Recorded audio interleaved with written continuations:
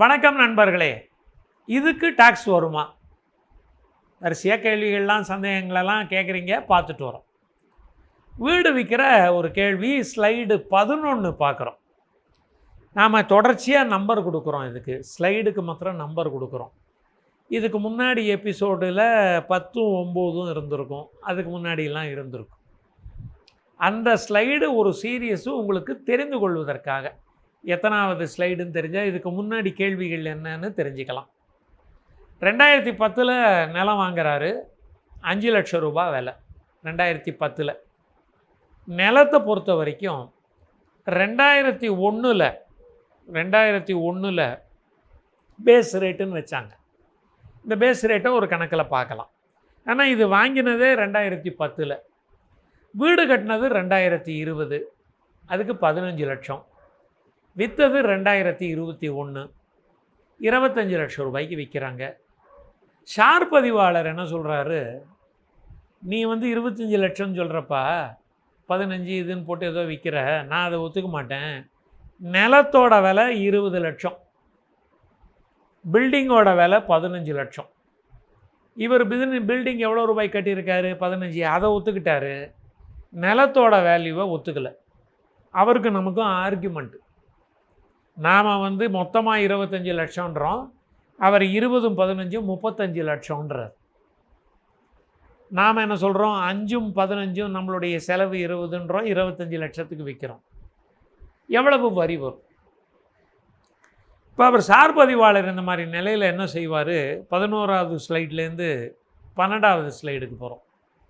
Sir பதிவாளர் என்ன பண்ணுறாரு, ரெஜிஸ்ட்ரார் ஆஃபீஸ்லேயே அவங்களுக்கு ரெவென்யூ ஆஃபீஸர்னு இருப்பாங்க, அவங்கள்ட்ட விட்டுருவாங்க இந்த மேட்ரு. அவர் வீட்டை நிலத்தெல்லாம் அளந்து பார்த்து, பில்டிங் எவ்வளவு பழசாக இருக்குது, எவ்வளவு புதுசாக இருக்குது, உள்ளுக்குள்ளே டைல்ஸ் போட்டிருக்கிறோமா, மொசைக் போட்டிருக்கிறோமா, சாதாரண தரையெல்லாம் பார்த்து வேல்யூ நிர்ணயிப்பார். நம்ம 2010 வீடை கட்டியிருக்கோம்னா அன்ன தேதிக்கு இதுக்கு மதிப்பு இவ்வளவும்பார், இன்றைய தேதிக்கு மதிப்பு இவ்வளவும்பார். பெரும்பாலும் இன்றைய தேதி மதிப்பை சொல்லுவார். இப்போ சார் பதிவாளர் தொகையை நாம் கணக்கில் எடுத்துக்கிறோம், வரி கணக்குக்கு எடுத்துக்கிறோம். என்ன, நிலம் ப்ளஸ் வீடு 20, 15, 35 லட்சம்னு எடுத்துக்கிறோம்.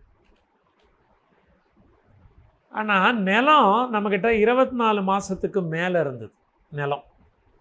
அப்போ லாங் டேர்ம். வீடு கட்டி அடுத்த வருஷமே விற்றுட்டோம், அதனால் அது ஷார்ட் டேர்ம். இதை புரிஞ்சுக்கணும்.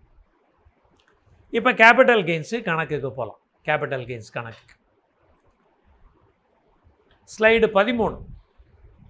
இதில் ஒரு சர்க்குலரை உங்களுக்கு காட்டுறோம்.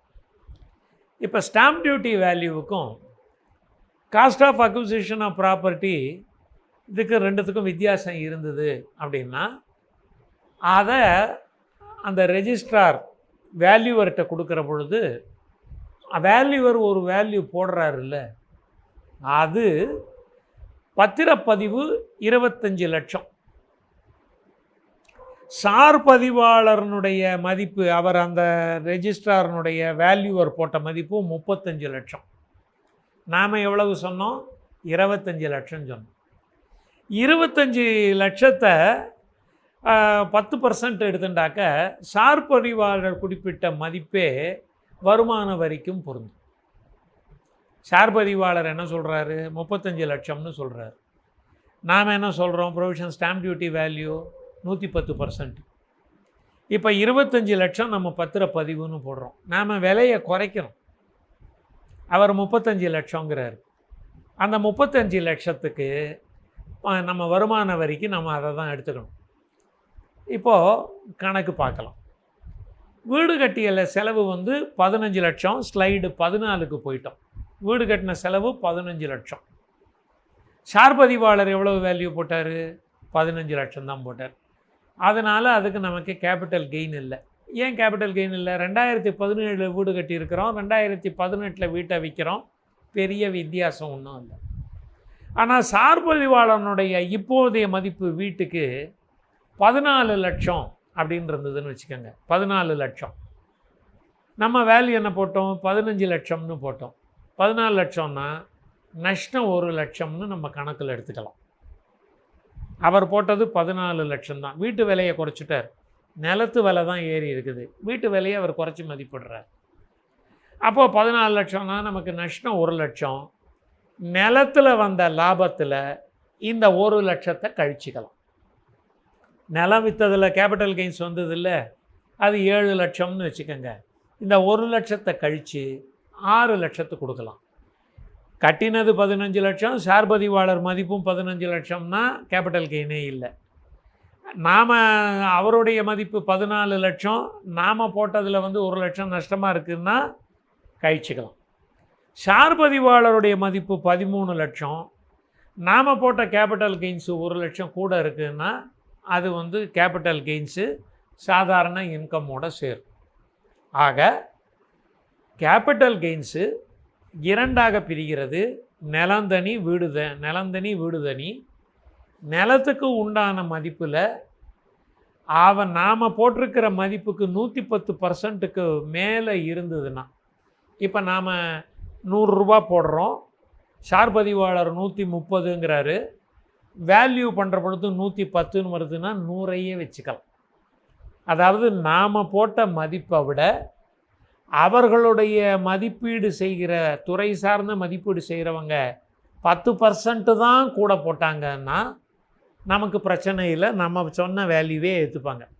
நாம் 100 ரூபாங்கிறோம், ஷேர் பதிவாளர் கூப்பிடுற வருவாய்த்துறை அதிகாரி 110ங்கிறாரு, ஆனால் ஷேர் பதிவாளர் முதல்ல நம்மக்கிட்ட சண்டை போட்ட தொகை 130, 100 130 அப்படின்னா அவங்க கண்டுபிடிச்ச மதிப்பு 110, வேல்யூவர் போட்ட மதிப்பு. 100க்கு 10% தான் அது கூட இருக்குது, அதனால 100ஐயே வச்சுக்கலாம். ஆனால் அவர் போடுற மதிப்பு 120ன்னு வச்சுக்கோங்க, 10%க்கு மேலே போயிடுது, 120 தான் எடுத்துக்கணும்.